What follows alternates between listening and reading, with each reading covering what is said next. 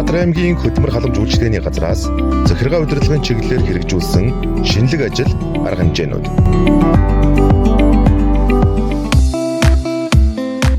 Аймгийн хөдөлмөр халамж үйлчилгээний газар нь Монгол Улсын засгийн газрын 2022 оны 469, 487 дугаар тогтоол, хөдөлмөр нийгмийн хамгааллын сайдын 2023 оны орон тооны хязгаар батлах тухай А-дроб 17 дугаар тушаал, хөдөлмөр халамжийн үйлчилгээний ерөнхий газрын даргын 2023 оны 1-р сарын 23-ны өдрийн А-дроб 15 дугаар тушаалаар 3 хилдэс 45 орон тоотойгоор үйл ажиллагаагаа явуулж байна.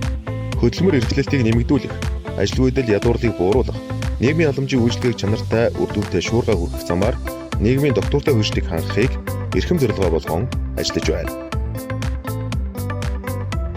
Хөдөлмөр нийгмийн хамгааллын салбарын ажилтны өдрийг тохиолдуулан төрийн албаны залгамж халаан уулзалтыг зохион байгууллаа.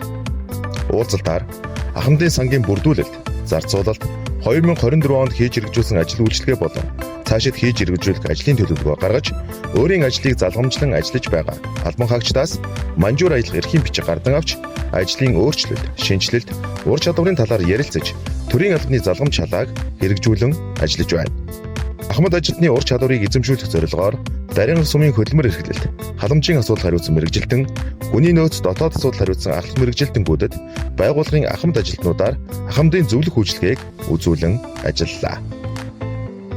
2025 оноос төрийн албан хэргийг Кирилл болон үндэсний монгол бичгээр хөтлөн явуулах засгийн газрын тогтоолын дагуу аймгийн насан туршийн суралцсан төвтэй хамтран үндэсний бичгийн КИМО хөрвүүлэгч ашиглах арга зүйн сургалтыг ажилтан албан хаагчдад зохион байгууллаа. Сургалтын үр дүнд байгууллагын үйл ажиллагааны чиглэлээр хэрэгжүүлсэн ажил арга хэмжээг иргэд олон нийтэд сурталчлагатаа хос бичгээр захинд байршуулан ажиллаж байна. Байгууллагын үнэт капитал болсон ажилтан албан хаагчид болон ахмад ажилтнуудыг Ангаахын шинжилгээ ухааны үндэсний сургуулийн харьяа Монгол-Японы эмнэлэгтэй хамтран урьдчилан сэргийлэх үзлэг онцлогоонд хамрууллаа.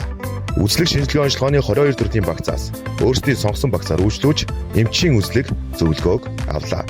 Үзлэгийн үр дүнд 2 албан хаагч хоргүй хавдар, 1 албан хаагч хортой хавдар, 1 ахмад ажилтан хортой хавдрын 1-р үе шатнд байсныг илрүүлж хагалгаанд орж эмчлэгдээд байна.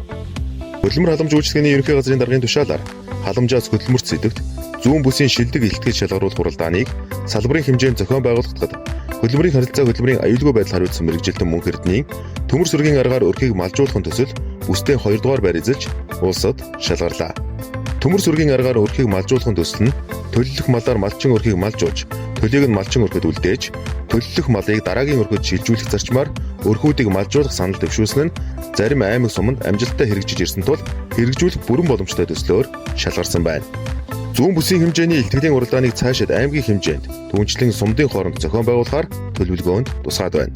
Зүүн бүсийн илтгэлийн уралдааны үр дүнд бүс нутгийн хэмжээнд болон салбарын хэмжээнд тулгамдж байгаа асуудлыг холбогдох мэрэгжилтнүүд дурдж цаашид анхаарах тал дээр санал санаачлагыг гарган ажиллаж байна.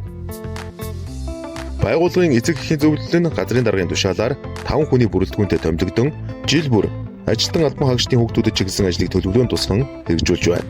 Зөвлөлөөс хүүхэд хамгааллын бодлогын хүрээнд санаачлаг гарган ажилтан албан хаагчдын хүүхдүүдээс улс бүсийн тэмцээнд амжилттай оролцсон хүүхдүүдийг хүлээн авч хүндэтгэл үзүүллээ.